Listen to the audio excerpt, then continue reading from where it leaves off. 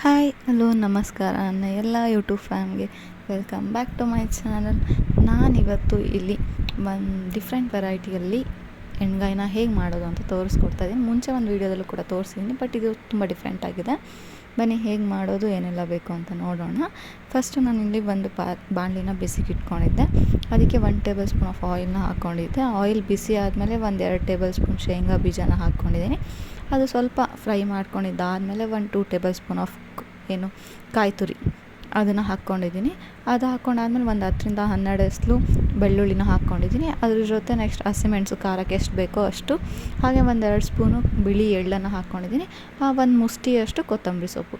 ಇಷ್ಟೂ ನೀಟಾಗಿ ಹಸಿ ವಾಸನೆ ಹೋಗೋ ತನಕ ಫ್ರೈನ ಮಾಡ್ಕೋಬೇಕಾಗತ್ತೆ. ಇದು ನೀಟಾಗಿ ಫ್ರೈ ಆದರೆ ಅಷ್ಟೇ ಆ ಒಂದು ಹಸಿ ವಾಸನೆ ಸ್ಮೆಲ್ಲೆಲ್ಲ ಇರೋಲ್ಲ, ಇಲ್ಲಾಂದರೆ ಒಂಥರ ಹಸಿ ಹಸಿ ಫೀಲ್ ಆಗುತ್ತೆ ತಿನ್ನುವಾಗ. ಈಗ ನಾನಿಲ್ಲಿ ಅದು ಫ್ರೈ ಮಾಡ್ಕೊಂಡಿರೋ ತಣ್ಣಗಾದಮೇಲೆ ಅದನ್ನು ಮಿಕ್ಸಿ ಜಾರಿಗೆ ಶಿಫ್ಟ್ ಮಾಡ್ಕೊಂಡು 1 ಇಂಚಷ್ಟು ನಾನಿಲ್ಲಿ ಹುಣಸೆಹಣ್ಣು ಹಾಗೂ ಉಪ್ಪನ್ನು ತೊಗೊಂಡಿದ್ದೀನಿ. ಈಗ ಫೈನ್ ಪೇಸ್ಟ್ನ ಮಾಡ್ಕೊತಾ ಇದ್ದೀನಿ.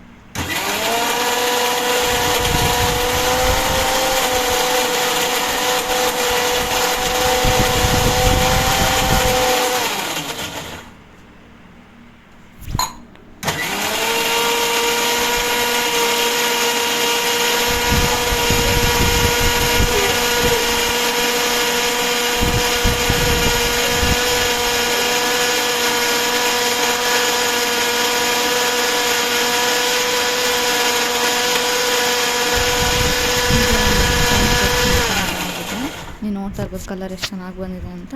ಈಗ ನಾನಿಲ್ಲಿ ಒಂದು ಬಾಣಲಿನ ಬಿಸಿಗೆ ಇಟ್ಕೊಂಡಿದ್ದೀನಿ ಗ್ಯಾಸ್ ಮೇಲೆ. ಅದಕ್ಕೆ ಏನು ನಾವು ಡೀಪ್ ಫ್ರೈ ಮಾಡ್ಬೇಕಾದ್ರೆ ಹಾಕ್ಕೊತೀವಲ್ಲ ಅಷ್ಟು ಎಣ್ಣೆನೇ ಹಾಕ್ಕೋಬೇಕು. ಅಷ್ಟು ಎಣ್ಣೆ ಹಾಕ್ಕೊಂಡು ಬಿಸಿ ಆದಮೇಲೆ ಸೇಮ್ ಎಣ್ಗಾಯಿಗೆ ಹೇಗೆ ಹೆಚ್ಕೊತೀವಲ್ಲ ನಾವು ಬದನೆಕಾಯಿನ 4 ಭಾಗ ಮಾಡ್ಕೊಂಡು ಆ ಥರನೇ ಹೆಚ್ಕೊಂಡು ಈಗ ಎಣ್ಣೆಲಿ ನೀಟಾಗಿ ಫ್ರೈನ ಮಾಡ್ಕೋತಾ ಇದ್ದೀನಿ.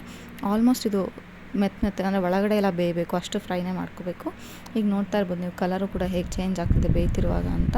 ಈಗ ಇದು ಬೆಂದಿರೋದನ್ನು ನಾನು ಸಪ್ರೇಟಾಗಿ ಒಂದು ತಟ್ಟೆಯಲ್ಲಿ ಹಾಕಿ ಇಟ್ಕೊಂಡಿದ್ದೀನಿ. ಎಲ್ಲ ಬದನೆಕಾಯಿನೂ ಹೀಗೆ ಅಂದರೆ ಕರ್ಕೊಂಡಿದ್ದೀನಿ. ಇದು ತುಂಬಿಟ್ಟು ಮಾಡೋ ಎಣ್ಗಾಯಿ ಅಲ್ವಲ್ಲ, ಹಾಗಾಗಿ ಡಿಫ್ರೆಂಟ್ ವೆರೈಟಿ ಆಗಿರೋದ್ರಿಂದ ಈಗ ಇಲ್ಲಿ ಅದೇ ಬಾಣಲಿಗೆ ಮಿಕ್ಕಿರೋ ಎಣ್ಣೆನ ಎತ್ಕೊಂಡು 1-2-3 ಸ್ಪೂನ್ ಮಾತ್ರ ಬಿಟ್ಟಿದ್ದೀನಿ. ಇದಕ್ಕೆ ನಾನಿಲ್ಲಿ ಏನು ಸಾಸಿವೆ ಜೀರಿಗೆ ಎಲ್ಲ ಹಾಕಿಲ್ಲ, ಜಸ್ಟ್ ಸಣ್ಣದಾಗಿ ಹೆಚ್ಚಿರೋ ಒಂದು ಈರುಳ್ಳಿನ ಹಾಕ್ಕೊಂಡಿದ್ದೀನಿ. ಅದಕ್ಕೆ ನಾನು ಸ್ವಲ್ಪ ಕರಿಬೇವಿನ ಸೊಪ್ಪು ಹಾಗೆ ಇಂಗನ್ನು ಕೂಡ ಹಾಕ್ಕೊಂಡು ನೀಟಾಗಿ ಹಸಿ ವಾಸನೆ ಹೋಗೋ ತನಕ ಫ್ರೈ ಮಾಡ್ಕೊಂಡಿದ್ದೀನಿ. ಈಗ ಇಲ್ಲಿ ನಾನು ಏನು ಪೇಸ್ಟ್ನ ಮಾಡ್ಕೊಂಡಿದ್ವಲ್ಲ ಕೊತ್ತಂಬರಿ ಕಾಯಿ ಅದನ್ನು ಈಗ ಹಾಕ್ಕೊಂಡು ನೀಟಾಗಿ ಹಸಿ ವಾಸನೆ ಹೋಗೋ ತನಕ ಫ್ರೈ ಮಾಡ್ಕೊತಾ ಇದ್ದೀನಿ. ಈಗ ಹಸಿ ವಾಸನೆ ಹೋಗೋ ತನಕ ಫ್ರೈ ಮಾಡ್ಕೊಂಡಿದ್ದಾದಮೇಲೆ ಇದಕ್ಕೀಗ 1/4 ಟೇಬಲ್ ಸ್ಪೂನ್ ಆಫ್ ಅರಿಶಿನದ ಪುಡಿ ಮತ್ತು 1/2 ಟೇಬಲ್ ಸ್ಪೂನ್ ಗರಂ ಮಸಾಲಾನ ಹಾಕ್ಕೊಂಡು ನೀಟಾಗಿ ಮಿಕ್ಸ್ ಮಾಡ್ಕೊಂಡು ಮತ್ತು ಇದನ್ನು ಸಣ್ಣ ಉರಿಯಲ್ಲೇ ಹುರ್ಕೋತಾ ಇದ್ದೀನಿ. ಈಗ ಇದಕ್ಕೆ ನೀವು ನೋಡ್ಕೊಂಡು ಕನ್ಸಿಸ್ಟೆನ್ಸಿ ಎಷ್ಟು ಬೇಕು ನಿಮಗೆ ಅನ್ನೋದ್ರ ಮೇಲೆ ನೀರನ್ನು ಹಾಕ್ಕೋಬೇಕು. ಒಬ್ಬೊಬ್ರಿಗೆ ತಿಕ್ಕಾಗಿ ಬೇಕಾಗಿರುತ್ತೆ, ಒಬ್ಬೊಬ್ರಿಗೆ ತೆಳ್ಳಗೆ ಬೇಕಿರುತ್ತೆ. ಹಾಗಾಗಿ ಬಟ್ ಇದು ಗ್ರೇವಿ ಥರ ಇದ್ರೇ ಚೆಂದ. ಹಾಗಾಗಿ ಸ್ವಲ್ಪ ನೀರನ್ನು ಹಾಕ್ಕೊಂಡು ನೀಟಾಗಿ ಮಿಕ್ಸ್ನ ಮಾಡ್ಕೋಬೇಕು, ಯಾಕೆಂದರೆ ಇರುತ್ತಲ್ವ, ಅದು ಹಸಿ ವಾಸನೆ ಹೋಗಕ್ಕೆ ಬಿಟ್ಟಿದ್ವಲ್ಲ. ಹಾಗಾಗಿ ಇದು ನೀಟಾಗಿ ಈಗ ಮಿಕ್ಸ್ ಮಾಡ್ಕೊಂಡಿದ್ದಾದಮೇಲೆ ಈಗ ಇದಕ್ಕೆ ನಾನು ಕರೆದಿರೋ ಬದನೆಕಾಯಿನ ಹಾಕ್ಕೋತಾ ಇದ್ದೀನಿ. ಇದು ಇವಾಗ ಸ್ವಲ್ಪ ದಪ್ಪ ಆಗಬೇಕು, ಅಲ್ಲಿವರೆಗೂ ಕಾಯೋಣ. ಅಂದರೆ ಬದನೆಕಾಯಿನೂ ಸ್ವಲ್ಪ ಮಸಾಲೆ ಎಲ್ಲ ಇಟ್ಕೋಬೇಕಲ್ಲ, ಹಾಗಾಗಿ ಈಗ ಇಲ್ಲಿ ನಾನು ಸ್ವಲ್ಪ ಬೆಲ್ಲನ ಹಾಕ್ಕೊಂಡಿದ್ದೀನಿ. ಫ್ಲೇವರ್ ಚೆನ್ನಾಗಿರುತ್ತೆ ಟೇಸ್ಟ್ ಅಂತ.